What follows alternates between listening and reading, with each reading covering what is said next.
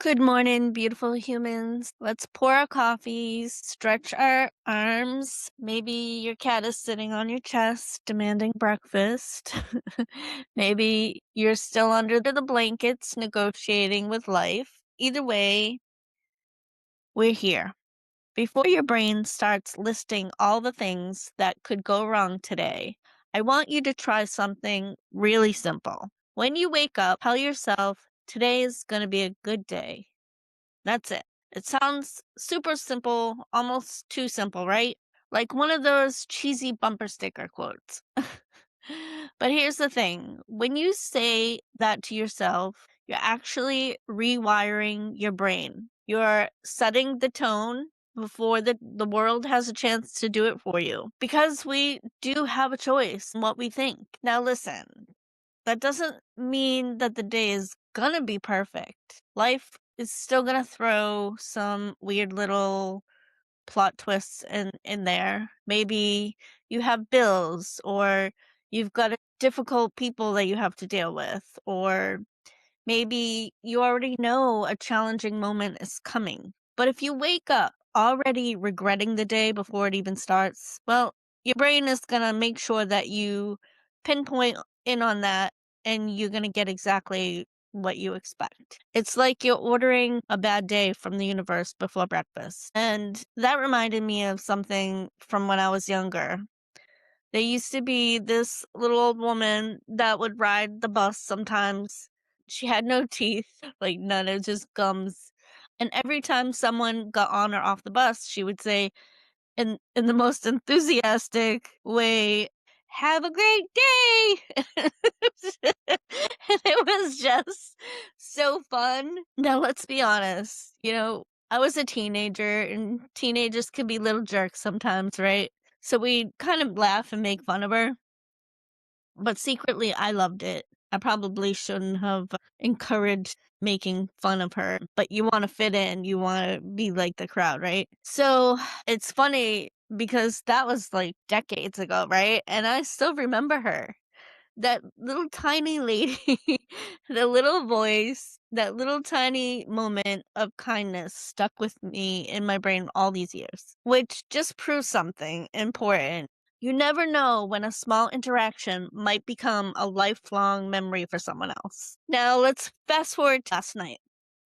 I'm pet sitting in a town where most of my friends are hours away, and I was really craving something that we all need, but we don't talk about enough, and that is human connection. So I went out to a restaurant, and so this is the scene. The place is full. It was a Saturday night, so I purposely went because I knew it was going to be popping.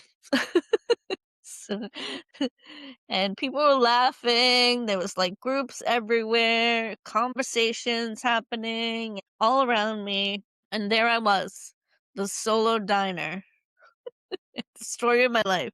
Just me, my drink, my food, and my sketchbook, of course.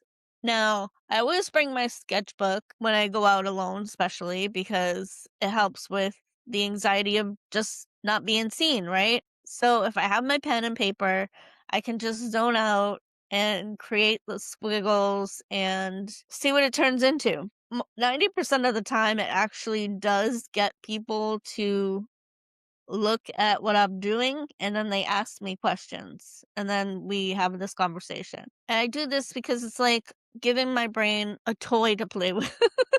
So I don't spiral and feel all sad that I'm by myself. Still, I was hoping maybe somebody would talk to me.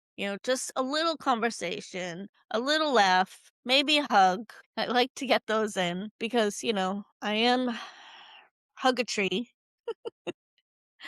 Professional hugger. Hugs are, kind of my things. I was there for like an hour. Nothing. Everybody else is having their own groups and their own conversations in their own little worlds. I had a conversation in my head saying, I'm just going to finish this food and head back to the house. And you know that feeling when disappointment starts creeping in?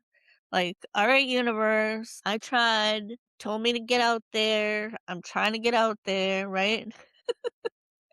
And I swear, I think this woman next to me heard my thoughts because right when I was about to give up, I was gonna ask for the check.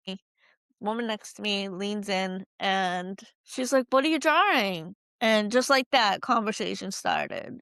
And she asked me my name, she asked about my art, asked about my life, and in that moment I felt seen and not invisible. Being seen is all that most humans want. We talked for a little while, we laughed a little, and yes, I got my hug in. Mission accomplished. And if by some cosmic miracle she ends up listening to this podcast, thank you truly. That simple moment meant more than you probably realize because sometimes one person choosing to say hello can change the entire energy for someone else's life. And so the story didn't end there. Instead of me going back to the house feeling all miserable because nobody talked to me, right? If that woman um didn't talk to me, the universe was talking to me because when I got back to the house, I turned on the TV, and guess what was on public television? A Tina Turner concert. And let me just say, she was singing "What's Love Got to Do with It?" And you know what happened next? I turned up the volume, dancing in the living room, having a party. Just me and Tina Turner, absolutely vibing like it was Madison Square Garden. And suddenly, the night that almost ended in loneliness turned into laughter and dancing. And all because one moment shifted in my mindset. I don't have to park in a bad mood, and it doesn't have to be there all day. Not having a bad day. I was having a bad moment, and that brings me back to a friend who said that one time, and I'll never forget that moment either. You really don't have to have a bad day or uh, be parked in a bad mood. We act like once we're in a funk, we have to stay in there all day long, like it's some kind of emotional parking meter.